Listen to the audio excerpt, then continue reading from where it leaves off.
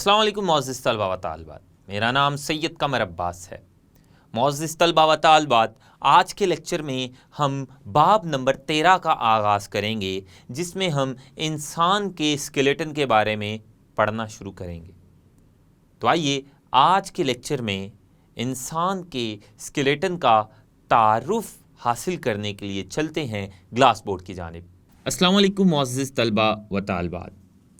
मोअज़्ज़िज़ तलबा व तालिबात, आज हम आगाज़ करने लगे हैं बाब नंबर 13 का, जिसमें हम हरकत और सहारे के बारे में पढ़ेंगे। तो इस बाब का नाम है सहारा और हरकत। हरकत जानवरों की एक बहुत ही अहम खासियत है।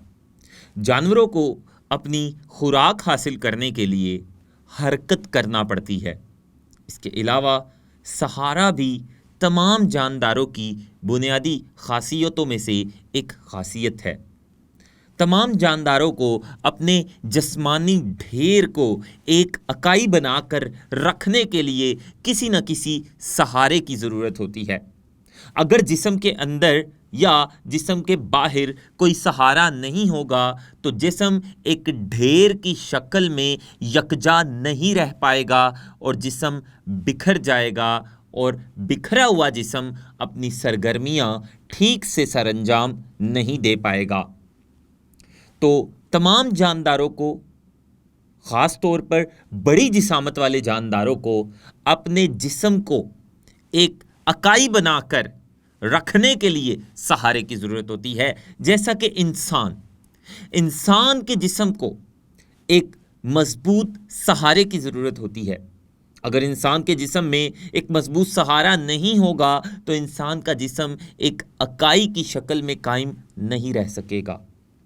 जैसा कि हम जानते हैं कि हमारे जिस्म का जो सहारा है वो हमारे जिस्म के अंदर पाया जाने वाला ढांचा है, जो कि हड्डियों से बना होता है।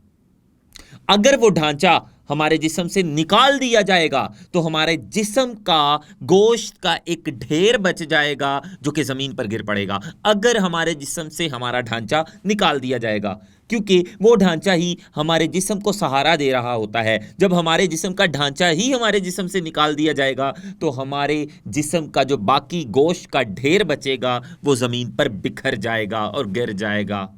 तो हमारे जिस्म को सहारे की ज़रूरत है। ना सिर्फ हमारे जिस्म को, तमाम जानदारों के जिस्म को अपने जिस्मानी ढेर को एक इकाई बनाकर रखने के लिए सहारे की ज़रूरत है।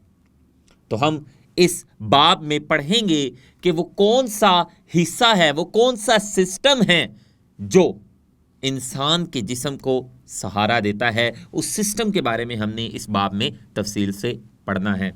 इसके अलावा इस बाब में हमने हरकत के बारे में भी पढ़ना है। जैसा कि हम जानते हैं कि हरकत और लोकोमोशन जानदारों की खासियतों में से खासियत है। हरकत और लोकोमोशन ये दो अलग-अलग इस्तिलाहें हैं। हरकत की जो इस्तिलाह है वो जानने से पहले मैं आपको ये बताता चलूं कि हरकत जानदारों के लिए, बिलखसूस जानवरों के लिए बहुत ज़रूरी अमल है। अगर जानवर हरकत करने के काबिल नहीं होगा तो उसको अपनी खुराक ढूंढने में बहुत ज़्यादा मुश्किलात का सामना करना पड़ेगा। वो अपनी खुराक नहीं ढूंढ पाएगा, क्योंकि जानवर अपनी खुराक खुद नहीं बना सकते। जानवरों को अपनी खुराक दूसरे जानदारों से हासिल करनी पड़ती है, जिसके लिए जानवर हरकत करके अपनी खुराक वाली जगह पर जाकर वहाँ से अपनी खुराक हासिल करता है। वो अपनी खुराक पौधों की तरह खुद नहीं बना सकता, इसलिए जानवरों के लिए हरकत करना बहुत ज़रूरी है। और हरकत आम तौर पर दो तरह की होती है। हरकत की जो इस्तिलाह है वो अमूमी तौर पर पूरे जिस्म या जिस्म के हिस्सों की पोजीशन या जगह तब्दील करने के लिए इस्तेमाल की जाती है। तो आइए पहले हम हरकत के बारे में जान लें। हरकत की जो दो मुख्तलिफ किस्में हैं उसके बारे में जानने की कोशिश करते हैं। फिर हम इसी लेक्चर में इंसान के स्केलेटन का तारुफ भी पढ़ेंगे। तो सबसे पहले हम ये जान लें कि सहारे के साथ साथ जानवर के जिस्म को सहारे के साथ साथ हरकत करने की भी ज़रूरत होती है।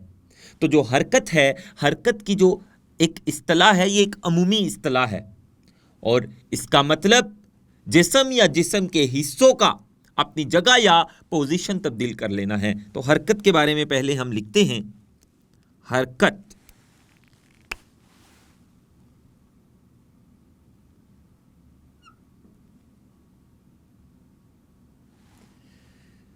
हरकत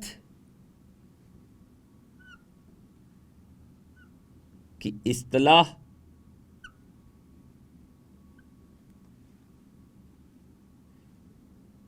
एक अमूमी इस्तिलाह है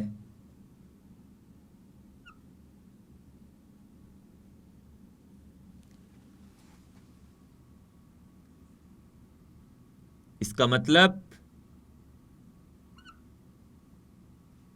आम तौर पर हरकत का मतलब जिस्म या जिस्म के हिस्सों का अपनी जगह या पोजीशन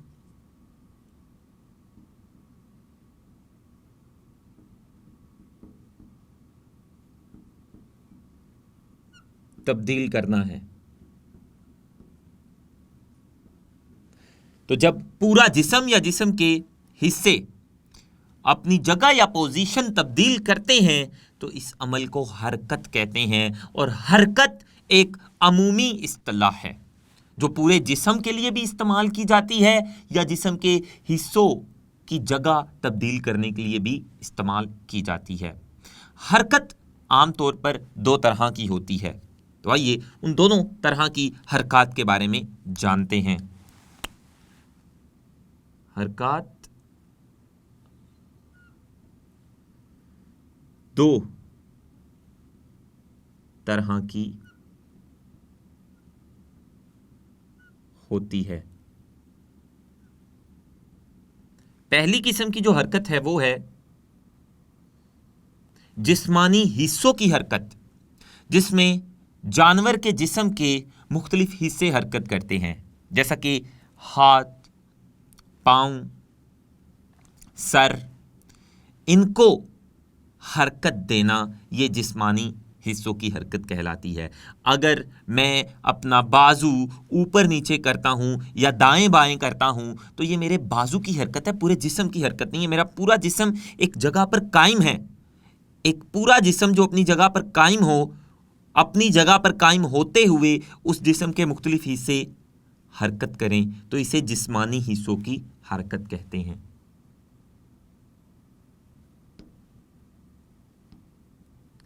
पहली किस्म की जो हरकत है वो है जिस्मानी हिस्सों की हरकत, जिसमें जिस्म के हिस्से हरकत करेंगे जबकि जिस्म अपनी जगह पर कायम रहेगा और उसके अपनी जगह पर कायम रहने से उसके मुख्तलिफ हिस्से दाईं बाईं या ऊपर नीचे हरकत करें तो इसे जिस्मानी हिस्सों की हरकत कहते हैं। जबकि दूसरी किस्म की जो हरकत है वो है नकल मकानी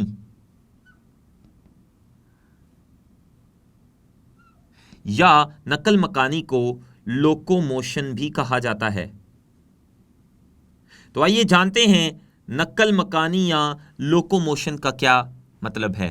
यह भी हरकत की ही एक किस्म है, लेकिन यह हरकत की एक ऐसी किस्म है जिसमें पूरा जिस्म मजमूई तौर पर अपनी जगह को तब्दील करके किसी दूसरी जगह चला जाए। तो एक जिस्म का, जानवर के जिस्म का मजमूई तौर पर अपनी जगह को तब्दील कर लेना, यानी एक जगह से दूसरी जगह चले जाना, इस तरह की जो पूरे जिस्म की हरकत होती है इसे नकल मकानी या लोकोमोशन कहते हैं। तो नकल मकानी या लोकोमोशन जिस्म के हिस्सों की हरकत नहीं है, बल्कि ये पूरे जिस्म की मजमूई तौर पर हरकत है। जानवर के जिस्म का मजमूई तौर पर एक जगह से दूसरी जगह चले जाना, इस तरह की मजमूई तौर पर जो हरकत होती है पूरे जिस्म की, उसे हम लोकोमोशन या नकल मकानी कहते हैं। तो लोकोमोशन या नकल मकानी से क्या मुराद है? जानवर के जिस्म का, इससे मुराद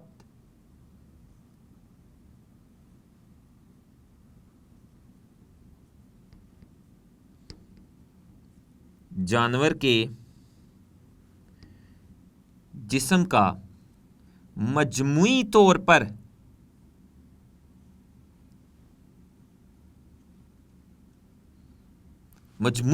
पर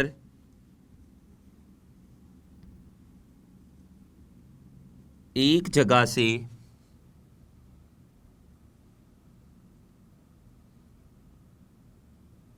दूसरी जगह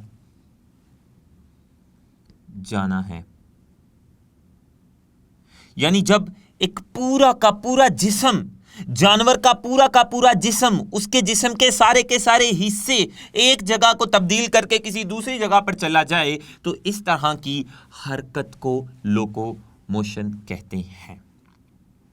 तो एक थी लोकोमोशन, नकल मकानी, यानी पूरे जिस्म की मजमूई हरकत जिसमें एक जिस्म एक जगह से दूसरी जगह चला जाता है। और दूसरी किस्म की जो हरकत हमने पहले पढ़ी वो थी जिस्म के हिस्सों की हरकत, जिसमें सिर्फ जिस्म के हिस्से हरकत करेंगे लेकिन पूरा जिस्म अपनी जगह को छोड़कर एक जगह से दूसरी जगह नहीं जाएगा। तो ये हमने हरकत की इकसाम पढ़ी, जिसमें नकल मकानी या लोकोमोशन बहुत अहम मुख्तसर सवाल है। और हमने सहारे के बारे में भी पढ़ा, हमने सहारे की अहमियत जानी। अगर जानवर के जिस्म को सहारा नहीं मिलेगा तो जानवर का जो जिस्म है वो एक इकाई की शक्ल में कायम नहीं रह पाएगा और वो बिखर जाएगा। जैसा कि मैंने आपको बताया, अगर इंसान का ढांचा उसके जिस्म से निकाल दिया जाए तो ढांचा निकालने से इंसान का जो जिस्म है वो गोश्त के ढेर की शक्ल में जमीन पर गिर जाएगा, बिखर जाएगा, उसका कोई सहारा बाकी नहीं रहेगा। तो सहारा भी जानवर के जिस्म को चाहिए होता है और जानवर के जिस्म को हरकत भी करना पड़ती है अपनी मुख्तलिफ ज़रूरियात को पूरा करने के लिए। तो ये सहारा और हरकत, ये जानवर के जिस्म के दो बहुत अहम आमाल हैं। और ये दोनों अहम आमाल, सहारा और हरकत, इंसान के या जानवर के जिस्म में पाया जाने वाला एक सिस्टम सरंजाम देता है और उस सिस्टम को कहते हैं स्केलेटल सिस्टम या स्केलेटन। तो स्केलेटन या स्केलेटल सिस्टम हमारा ऐसा सिस्टम है जो हमारे जिस्म को सहारा भी देगा और सहारा देने के साथ साथ वो सिस्टम हमारे जिस्म की हरकत का भी जिम्मेदार होगा। इस बाब में हमने यही पढ़ना है कि स्केलेटल सिस्टम या स्केलेटन हमारे जिस्म को सहारा कैसे देता है और वो किस तरह से हमारी हरकत या लोकोमोशन का जिम्मेदार है और स्केलेटल सिस्टम किन हिस्सों से बना होता है, ये सारा तफसील से हम इस बाब में पढ़ेंगे। तो इंसान का स्केलेटल सिस्टम उसके जिस्म को सहारा यानी सपोर्ट, सहारे को आपकी किताब में सपोर्ट भी लिखा गया है। सहारा इसको इंग्लिश में सपोर्ट कहते हैं। तो इंसान का स्केलेटल सिस्टम उसके जिस्म को सहारा और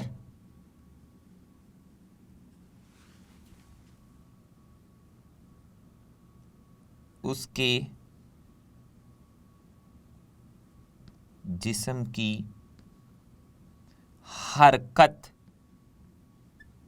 का जिम्मेदार है।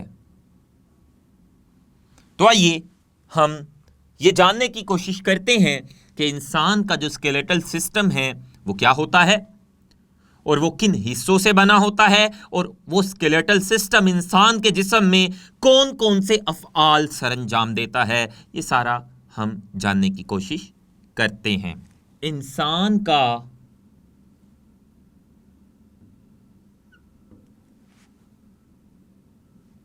स्केलेटन या स्केलेटल सिस्टम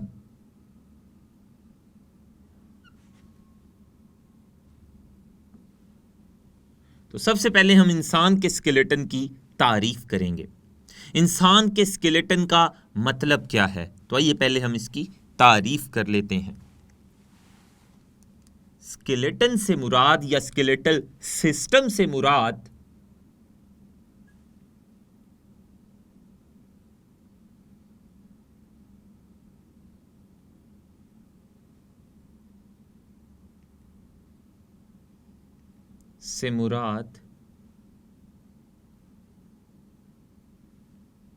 सख्त, स्केलेटन से मुराद सख्त और जोड़दार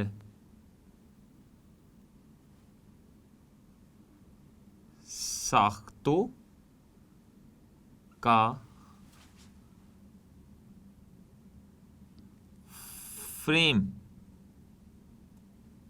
फ्रेमवर्क है। फ्रेमवर्क ढांचे को भी कहते हैं। फ्रेमवर्क ये एक इंग्लिश का लफ्ज है। इसका उर्दू में जो तर्जुमा होगा वो ढांचा होगा। तो इंसान का स्केलेटन क्या होता है या स्केलेटन से क्या मुराद है?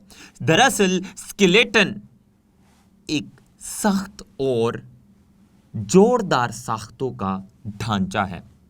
सख्त और जोरदार साख्तें एक दूसरे से जुड़ती हैं और उनके जुड़ने से जो एक ढांचा बनता है, एक फ्रेमवर्क बनता है, उसे हम स्केलेटन कहेंगे। जैसा कि हमारे जिस्म का अंदरूनी स्केलेटन, आप जानते हैं कि हमारे जिस्म के अंदर 206 हड्डियों पर मुश्तमिल एक ढांचा है, उसको स्केलेटन ही कहते हैं। वो जो फ्रेमवर्क, वो जो ढांचा हमारे जिस्म के अंदर है, वो सख्त भी है और वो मुख्तलिफ हिस्सों के जुड़ने से बना हुआ है। वो ढांचा, हमारे जिस्म में पाया जाने वाला जो फ्रेमवर्क है, वो सख्त और जोरदार साख्तों के मिलने से बना है। वो ऐसी साख्तों के, ऐसे हिस्सों के मिलने से बना है जो हिस्से आपस में जुड़कर ढांचा या फ्रेमवर्क बनाते हैं, और वो हिस्से काफ़ी सख्त हैं। ढांचा या स्केलेटन हमेशा सख्त साख्तों से बना होता है, और वो सख्त साख्तें चूंकि एक दूसरे के साथ जुड़कर ढांचा बनाती हैं, इसलिए उन साख्तों को जोरदार साख्तें कहते हैं। तो स्केलेटन क्या है? ये बहुत ज़्यादा सख्त और जोरदार साख्तों का एक ढांचा या फ्रेमवर्क है। इसको हम स्केलेटन कहेंगे। स्केलेटन की इकसाम, स्केलेटन की 2 इकसाम हैं।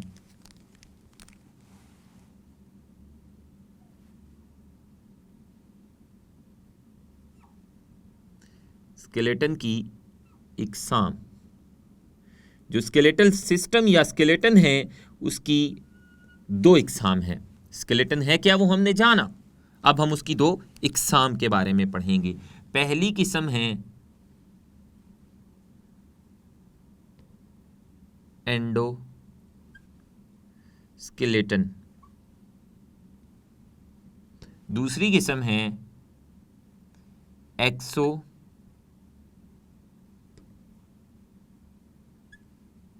स्केलेटन। एंडो का मतलब है अंदर, यानी ऐसा ढांचा जो जिस्म के अंदर मौजूद हो, उसको हम एंडोस्केलेटन कहेंगे।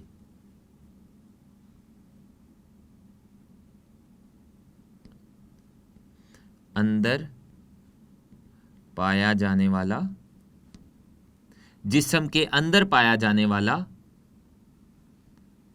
स्केलेटन या ढांचा एंडोस्केलेटन कहेगा। जबकि एक्सोस्केलेटन ऐसा स्केलेटन होता है जो जिस्म से बाहर पाया जाता है। एक्सो का मतलब होता है बाहर। ये ढांचा या ये स्केलेटन जिस्म से बाहर पाया जाता है। इंसान का स्केलेटन जो होता है वो उसके जिस्म के अंदर मौजूद है। तो इंसान का स्केलेटन चूंकि उसके जिस्म के अंदर मौजूद होता है, इसलिए इंसान के स्केलेटन को एंडोस्केलेटन कहते हैं। लेकिन कुछ इनवर्टिब्रेट्स, जो इनवर्टिब्रेट्स होते हैं, इनवर्टिब्रेट्स और वर्टिब्रेट्स, ये 2 जानवरों के ग्रुप्स हैं।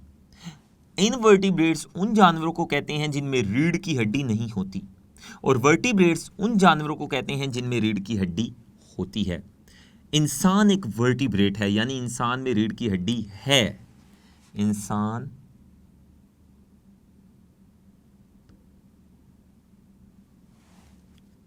जो कि एक वर्टिब्रेट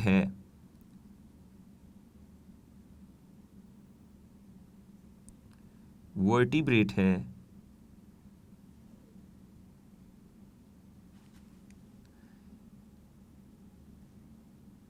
इसमें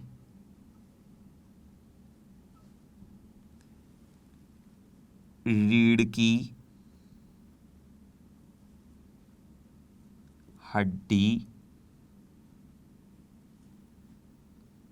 होती है और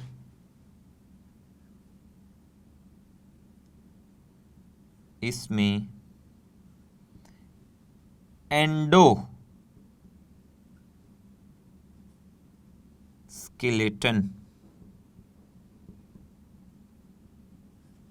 होता है, जबकि इनवर्टिब्रेट्स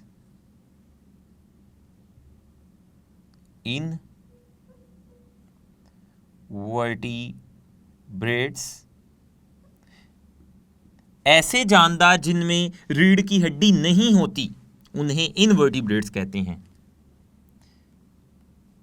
इनमें रीढ़ की हड्डी नहीं होती और इनमें एक्सोस्केलेटन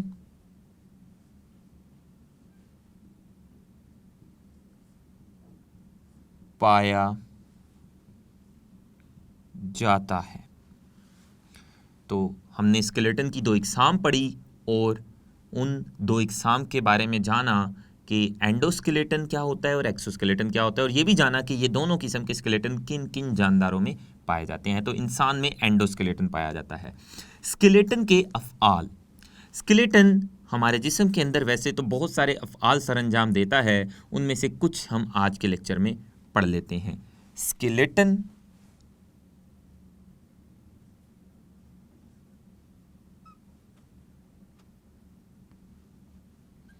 के अफ़आल। स्केलेटन जिस्म को सहारा भी देता है। स्केलेटन जिस्म की हरकत का भी जिम्मेदार है और स्केलेटन जिस्म की हिफाजत का भी जिम्मेदार है। तो स्केलेटन यानी हमारा जो ढांचा है वो ना सिर्फ हमारे जिस्म को सहारा देता है बल्कि वो हमारे जिस्म की हरकत का भी जिम्मेदार है, और इसके साथ साथ स्केलेटन हमारे जिस्म की या हमारे जिस्म के मुख्तलिफ ऑर्गन्स की हिफाजत का भी जिम्मेदार है। स्केलेटन अपने साथ स्केलेटल मसल्स को जोड़ता है। वो वाले मसल्स, वो वाला गोश्त जो स्केलेटन यानी ढांचे के साथ जुड़ा हो, उन गोश्त को, उन मसल्स को स्केलेटल मसल्स कहते हैं। तो स्केलेटल मसल्स भी स्केलेटन के साथ जुड़े होते हैं। स्केलेटन उन मसल्स को अपने साथ जुड़ने के लिए जगह देता है और वो मसल्स ही स्केलेटन में मौजूद हड्डियों की हरकत के जिम्मेदार हैं। जब वो मसल्स सिकुड़ते हैं तो उनके सिकुड़ने से वो जिन हड्डियों के साथ जुड़े होते हैं वो हड्डियां हरकत करती हैं। तो स्केलेटन ये क्या करता है, स्केलेटल मसल्स को अपने साथ जुड़ने का मकाम अता करता है। ये जो स्केलेटन है ये स्केलेटल मसल्स को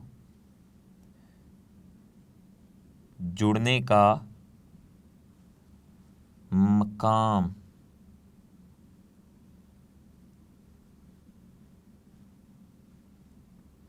देता है। तो आज के लेक्चर में हमने स्केलेटन के बारे में तफसील से जाना। तो मुअज़्ज़िज़ तलबा व तालिबात, आज हमने बाब नंबर 13 यानी हरकत और सपोर्ट का आगाज़ किया और हमने आज के लेक्चर में लोकोमोशन और हरकत में बुनियादी फ़र्क जाना। इसके साथ साथ ही हमने इंसानी स्केलेटन की तारीफ़ पढ़ी और उसके अफ़आल के बारे में भी जाना। आने वाले लेक्चर्स में इंशाल्लाह इंसानी स्केलेटन की मज़ीद तफसील पढ़ेंगे। तब तक के लिए अल्लाह हाफ़िज़।